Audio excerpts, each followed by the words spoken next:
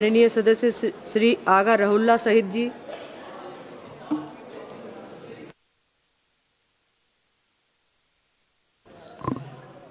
Thank you madam, आपने मौका दिया इस डिबेट में हिस्सा लेने के लिए। मैं 3-4 पॉइंट्स क्लियर बोलना चाहता हूँ। उम्मीद है आप मेरे पॉइंट्स क्लियर होने तक इंटरप्ट ना करें, मैं ज़्यादा टाइम नहीं लूँगा। बहुत ही इंपॉर्टेंट बिल्स है जो यहाँ पे डिस्कस हो रही है। एक तो कंफ्यूज करने की कोशिश की गई प्राइम मिनिस्टर साहब की तकरीर में कि हम सभी वुमेंस रिजर्वेशन के खिलाफ हैं। वुमेंस रिजर्वेशन बिल जहाँ तक हमारी इतला है पिछले पार्लियामेंट में ऑलरेडी पास हो चुकी है।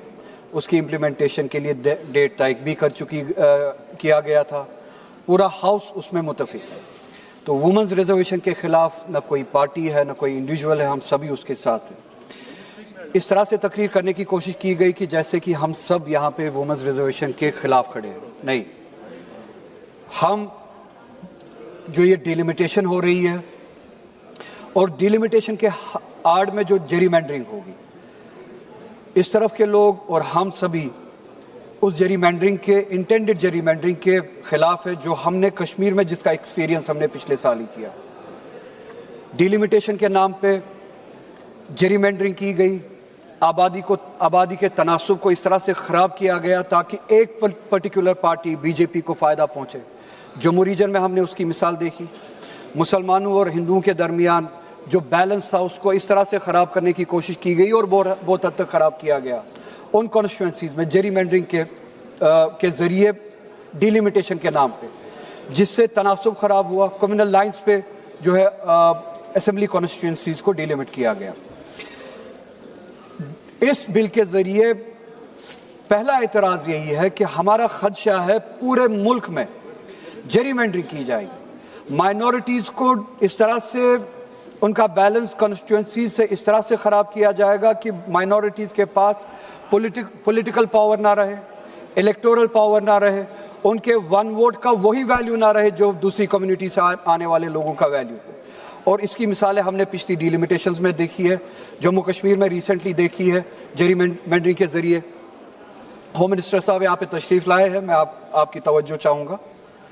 कश्मीर में हमने इस एक्सपीरियंस को झेला है। हम नहीं चाहते हैं कि पूरे मुल्क में वो जेरीमैंडरिंग हो जिससे आबादी का तनासुब कॉन्स्टिट्यूंसीज़ में कम्युनल लाइंस पे ख़राब किया जाए।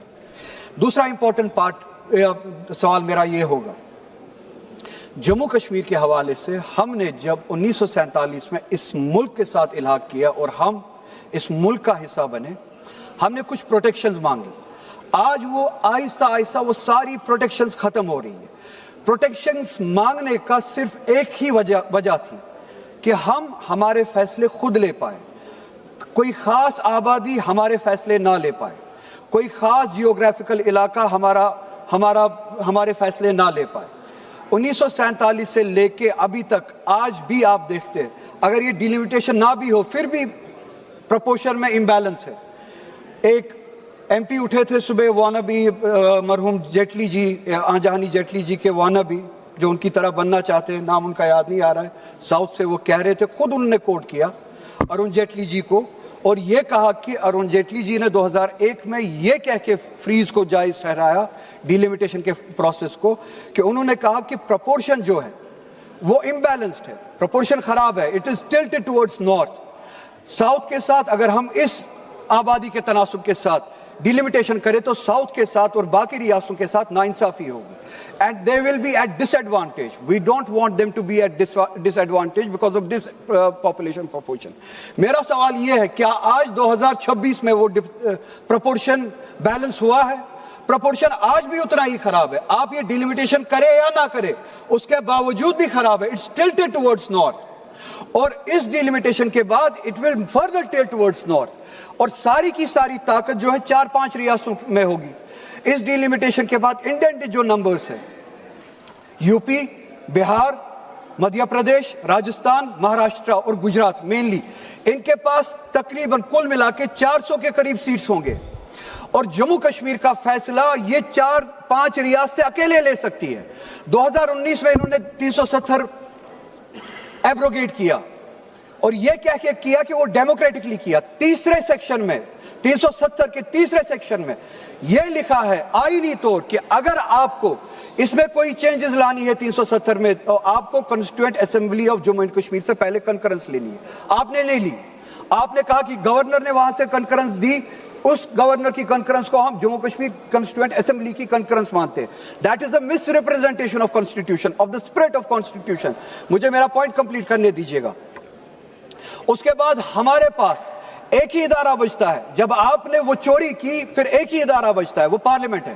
پارلیمنٹ میں آ کے جموں کشمیر کے لوگ اپنے حقوق کے لیے لڑے تو آئیڈیلی پارلیمنٹ میں ہونا چاہیے ہمارے ووٹ کا ویلیو بھی اتنا ہی ہو جتنا بہار, یو پی, مہاراشٹر, گجرات کا ہو.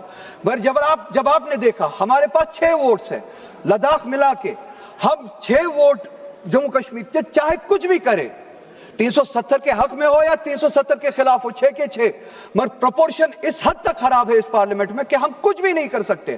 یو پی من بنا لے, بہار من بنا لے, راجستھان گجرات من بنا لے, یہ ہم پہ چیزیں تھوپ سکتے ہیں اور ہم کچھ نہیں کر سکتے.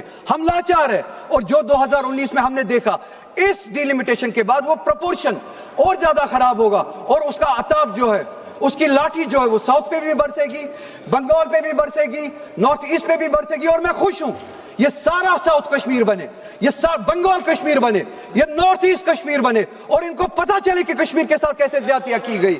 اور یہ ڈسپروپورشن ہے, یہ ڈسپروپورشن ہے. بات کرنے دو, بات کرنے دو. ایسے بات نہیں ہو سکتا ہے. ہو گیا کنکلوڈ کریے, ہو گیا کنکلوڈ ہو گیا.